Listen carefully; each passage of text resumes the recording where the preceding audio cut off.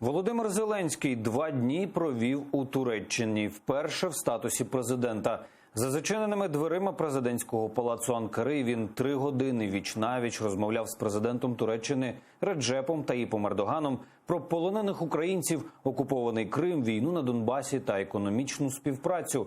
Чи станеться зустріч квитком на свободу для політичних бранців Кремля? І як Володимир Зеленський у Стамбулі переконував турецьких бізнесменів вкладати гроші в українську землю, розкажуть мої колеги прямо зараз.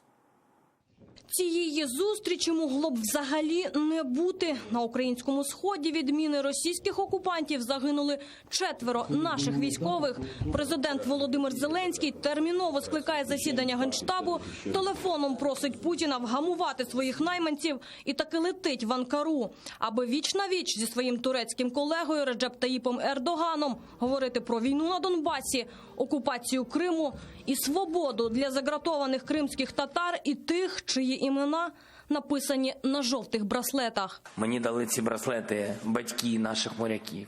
Я запевнив їх, що я не буду знімати ці браслети до того часу з іменами цих моряків, до того часу, поки ми їх не повернемо.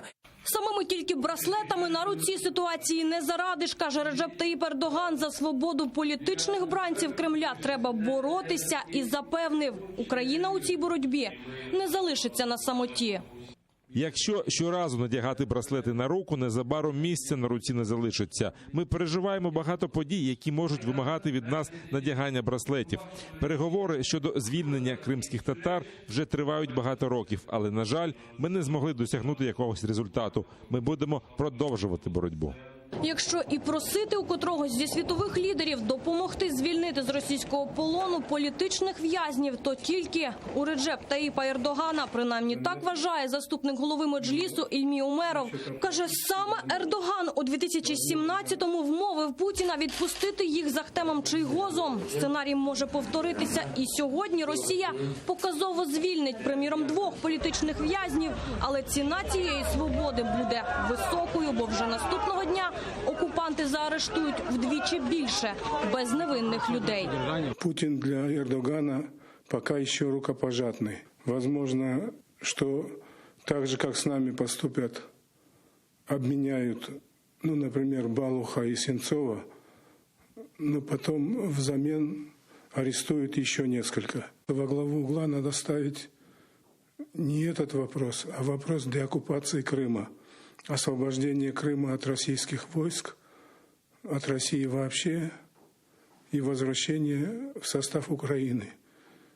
Тогда закончится этот период політзаложників. Росія може поступитися окупованим Кримом в обмін на великі гроші. Ослаблений жорсткими санкціями, Кремль нині шукає порятунку у співпраці з Туреччиною, починаючи від будівництва газогону і закінчуючи продажем ракет С-400.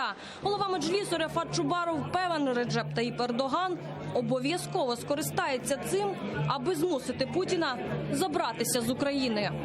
Ердоган достатньо досвідчений переговорник, і він буде, я думаю, знаходити такий розвиток подій, які йому дадуть можливість поставити, не просто поставити питання про звільнення політв'язнів або ще інші питання, пов'язані з майбутнім Криму, але ставлячи ці питання, сподіватися на позитивні їх вирішення.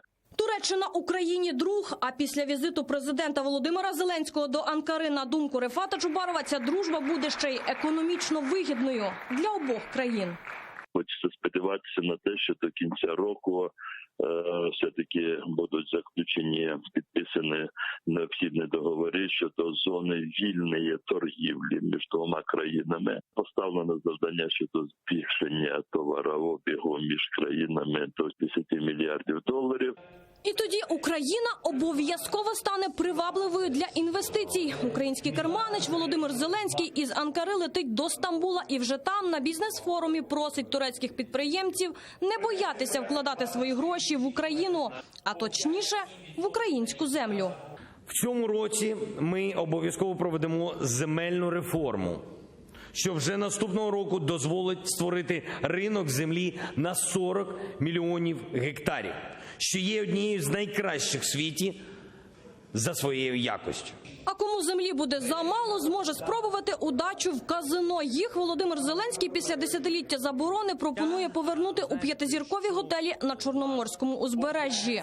Ми легалізуємо азартні ігри, а саме роботу казино в 5-зіркових готелях, що буде стимулювати розвиток туристичного кластеру регіону біля Чорного моря. Тут також ми хочемо зростати разом. Тому хочемо бачити в турецькому бізнесі не конкурентів, а наших партнерів. Давайте разом розвивати туристичний бренд Чорного моря у світі. Останнім пунктом дводенного візиту Володимира Зеленського до Туреччини стала зустріч зі Вселенським патріархом Варфоломеєм. До Києва президент привезе проекти економічної співпраці між обома країнами і надію на повернення окупованого Криму. Я вірю, що в майбутньому у наших з вами країн буде багато гучних та спільних перемог. І тому про Крим ми сьогодні дуже довго говорили. Тетяна Солій, Алі Карімов, Заман, АТР.